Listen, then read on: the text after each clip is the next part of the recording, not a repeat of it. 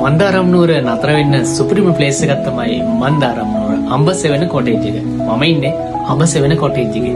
ඉතින් සුවපහසු විදිහට ඔයාගේ නිවාඩුව ගත කරන්න බලාපොරොත්තු වෙනවා නම් අනිවාර්යෙන් අඹසෙවන කොටේජ් එක එහෙම නැත්නම් අඹසෙවන රෙසෝට් එක වෙන් කරන්න අමතක කරන්න එපා. ඉතින් එන්නකො බලන්න මාත් එක්ක මේ පැත්තෙන් මේ කොටේජ් එකට පේන view එක කොහොමද කියලා බලන්න. ඔන්න මන්දාරම් නගරේ තමයි මේ තියෙන්නේ. මේ තමයි මම නතර වෙලා ඉන්න අඹසෙවන